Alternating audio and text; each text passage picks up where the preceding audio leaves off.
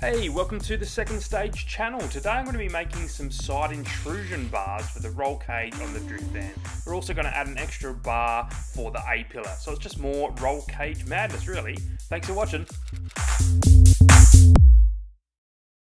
So that brings us to side intrusion bars, or door bars, or crossbars, or X-bars, whatever you want to call them. Focusing on impacts from the side of the car. So I've been reading up on Schedule J. This is the safety cage instructions from CAMS, which is the Confederation of Australian Motorsport. If you want to race in one of their races that they organise, your car will need to be logbooked, and a big part of getting it logbooked is making sure that your cage is up to spec with Schedule J. So it's nice just to sort of keep it there as a reference and build along to their rules. Right, so let's have a look here. It says in Schedule J, in the case of door bars that are forming an X, it is recommended that an X be formed by two continuous bars. So that's what I'm going to do. You can run a straight bar from the top to the bottom and then cut the second one that goes through here. Traditionally, that's how a lot of side intrusion's done, but they've asked here that it's recommended that you bend the bars. I actually prefer doing it this way. It allows me to do a few tricky things that I'll show you in a minute. But this is kind of the setup that I've got here to sort of mock up how I'm going to be making these side intrusion bars or crossbars. I like it to come up fairly high here. I like to give myself some elbow room when I'm steering. So I bend them here. So that allows me to have elbow room. I've just been trying to get this cage done. As you can appreciate, there's heaps of work in it. So I have been doing a little bit of work without the camera on, but I've got the side intrusions tacked in. Give you a look if you like. As per Schedule J, they prefer to keep the bars intact with a bend rather than cut them. So there we go, side intrusion with the seat there. Now, the other thing that it allows me to do by having these like this, and you can probably get a good view from it from this angle here, is I can actually mount them when I do the notches in this sort of profile here, and I can twist them out. So that's given me heaps more clearance here on the seat. It gives you a little bit of buffer too. I can twist the bar, and as I twist it, this bend here actually moves away, which gives me a nice amount of buffer there. Because if you can appreciate, if I went straight from there, which is like it's touching the body, I can't really get it any closer. If I went straight from there, would be right up hard against the seat. So that's what I've been saying about these smaller cars. You really don't have much room. Really happy with the design. Really happy with how it's coming together. Really happy with the clearances that I've got and how snug and tight I've been able to get it to the body of the car. So I'm going to do the passenger side now. Get those bars. I've got the top one in already. Just got to get the bottom one cut, bent and notched. And then it sort of depends how much extra little bits and pieces I want to do on the cage. But this is really all but done now. So I'll get that last bar done.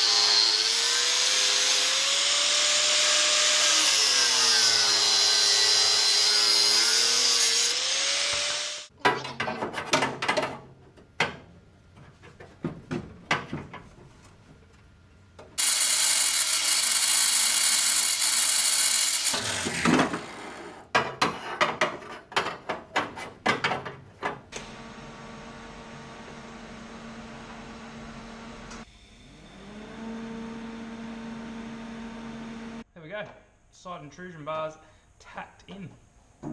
Pretty happy with the outcome, to be honest. Now I'm fully aware at this point that this is a lot of cage for a small car. Probably going a little bit overkill, but that's okay.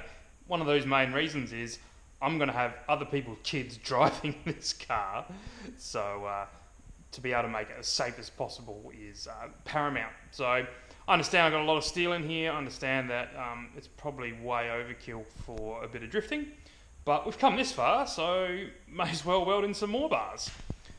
So this main leg that's coming up here, it meets here with the main roll hoop, and it's just one weld holding all that in. Now if you flip this car and you're rolling, this here is going to be getting a fair hit, and your head's here. So I think I'm just going to put a diagonal brace in there so that entire top section here isn't reliant on just a single weld. Those of you with a keen eye will know that with doing the side intrusion bars the way that I've done, by twisting them to give us that extra side movement, means we can't shut the doors anymore. So I did a quick outline with the texter. So this door will need to be cut out at some stage, which means the door opening mechanism is going to have to be modified, which is fine, being a race car. Also probably can't run glass anymore. So being a flat out track car, you can just sort of do stuff like that. You're not having to try and keep it a nice interior and a nice street car. You can just cut doors out and run Lexan windows and all that sort of stuff, which I think is fun because it gives you a lot more chance to be creative and build exactly what you want and make a purpose-built track car.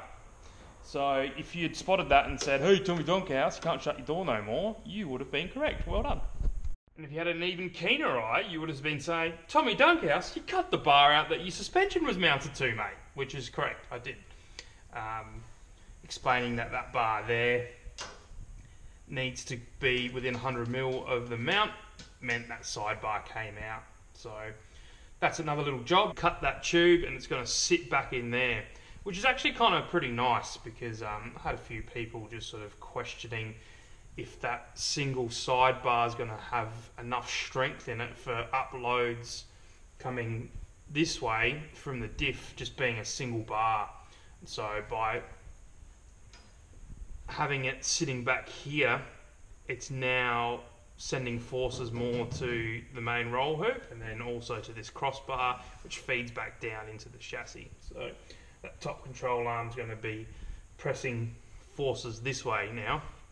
So if anything, it worked out better, but that was just part of one of the things of doing a little bit of cage design on the fly rather than sorting it out 100% before I started. So it is a bit of hindsight, but at the same time, I think it sort of worked out for the best. So fair bit of work to get done. Diagonal in here. Something like that. I'm just working out some measurements. I'm thinking about 200mm from that point forward. Looks pretty decent. So a couple of diagonals in there. Get those suspension mounts sorted and cut these doors out so that they can shut correctly. So I've got a bit to go on with.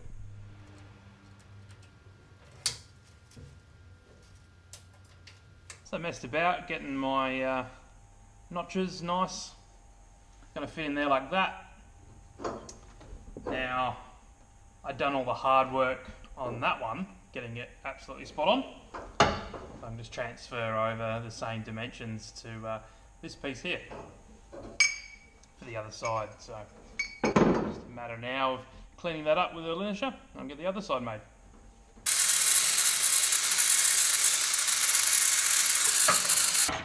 There you go. By sneaking up on it like that, just make sure that my fitment is absolutely 100%. So I'm super happy with that. My dimensions here are the same as the other side. So I'm going to prep these two and I'll tack them in. Ooh, lovely. Clean and prepped. Put a little P on there for passenger side. Tack that in.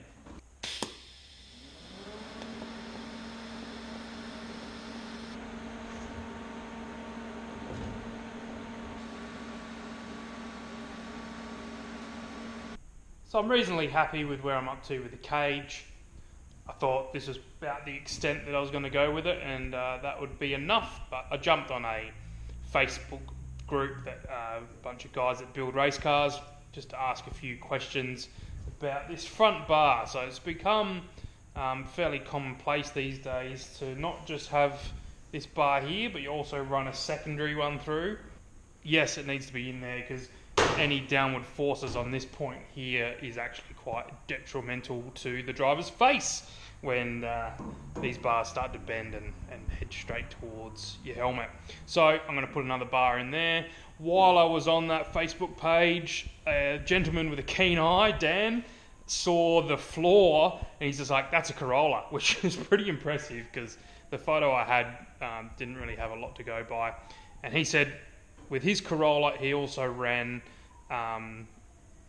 bars from the cage through the firewall and to the strut towers, and that it made a massive difference, and that he really felt that was worthwhile doing. So I'm also going to do that as well. So I thought I was at the end of the cage fabrication and getting ready to start welding it all up, but it looks like I've got a few more bars to go from recommendation from fellow car builders. So thank you everybody that recommended for these things to happen, and cheers Dan as well, and let's get some more bars in. Okay, those couple of bars took all of my mental focus to get right because there was a couple of tricky notches, but we've got them in now. So it's that secondary A-pillar bar. So if you do have a big hit here, that original bar doesn't just fold down in on you. So goes there, meets up with the door bar, then down to the plate. I'll give you a look from the other side. Not going to lie, pretty stoked with how it's turning out. It's looking really, really nice. So according to the Schedule J for cams, they call this bar here the windscreen pillar reinforcement. It's for national championships and national series level race, rally and off-road competition. It's mandatory and recommended in other competitions. So it's recommended. The way they'd like you to measure it is if this point of your cage here to this point of the cage there is more than 200 millimeters, which, let's be honest, is going to be most cages. Like 200 mils, not a lot. I'd have to have the cage leg dropping down there if that was the case, halfway through my door. So basically what they're saying is they want you to put this in every roll cage now, which is fine. The reason they want you to do that is this angle here doesn't actually support much of a load this way. Now, that load's going to happen if you flip your car. And what can happen is this can actually fold down onto where the driver's sitting. So that's why we're adding the extra bar in. It's a fair bit of work. It's some interesting notches up the top here at a pretty extreme angle compared to mostly close to 90-degree angles that we do. But I actually quite enjoy making it. It's a little bit trickier, makes you think a little bit more, and I think it looks really cool when it's finished. You can see the driver's side one there. I'll get the light. You can see the driver's side one there in place that I'd finished up yesterday afternoon. So we're going to crack on and get the passenger side done today. So I want to try and keep this bar as straight as possible. I am going to have a bend in it because of the way that I've done the side intrusion bars, but the cam Schedule J allows me to have up to 20 degrees of bend, which I'm well within. So that's pretty good, and we're allowed to split it. It doesn't have to be a continuous bar. You can make it a continuous bar, but because of being a smaller car, I decided to go to the side intrusion bars. So I've measured out where I want it to land, and then taken the measurement, including my notch for the bar from there up to the top here at 710 mil. So I'm going to cut a bar at 710 and we can start notching.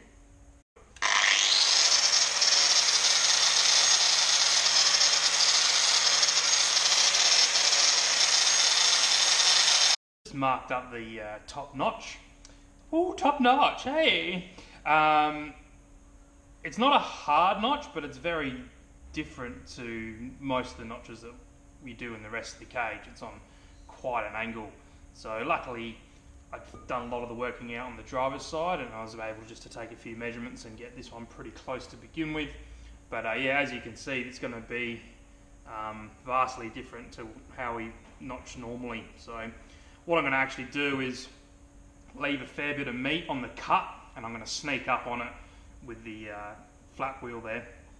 That allows me to get the fit around the bar just right, because there is a little bit of a twist in it and I want to get the angle just perfect. So I actually want to leave a bit of meat on this one, because it doesn't take a whole lot to just whiz down when you cut at such an extreme angle.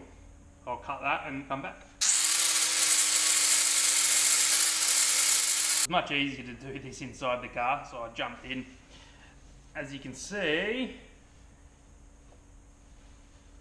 probably like a good 20 minutes of just a little bit here, a little bit there, and you end up with that. So I'm glad I left a bit of meat on, because the dimensions aren't exactly perfectly symmetric on this sort of stuff.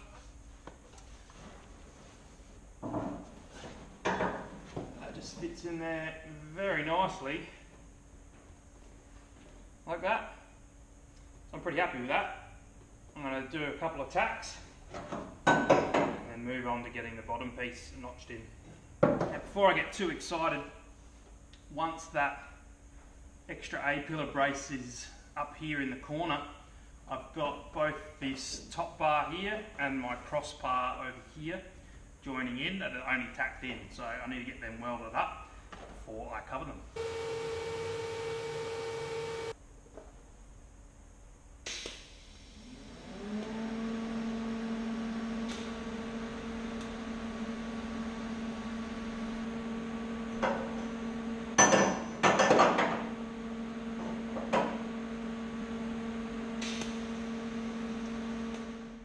There we go. All the bars are all tacked in place. Not gonna lie, it's a pretty good feeling to have all that done. So here it's a lot of welding and getting into some pretty interesting positions to get all the welds correctly done. It's going to take a while. So before I start, I have a bit of a tool reset. I've been doing a lot of cutting. I've got heaps of tools everywhere, so I'm going to do a good tidy up and just start fresh for the next process, which is going to be just loads and loads of TIG welding. So I'm pretty happy with that. That extra bar came up really nice. I'm really happy. And yeah, tool reset. Let's have a clean up. Monkey bar. Hey, do you have a car that you love, or you're building something really cool? I want to check it out. Can you please send me a snap at Second Stage 86? I'm also putting up some photos of stuff I do here in the workshop on Instagram, also under Second Stage 86. And if you love a bit of TikTok, some quick form stuff, check me out at Second Stage. I have a lot of fun over there making basically stupid, silly videos. So yeah, thank you very much for watching YouTube. I hope you have a fantastic day. Take it easy.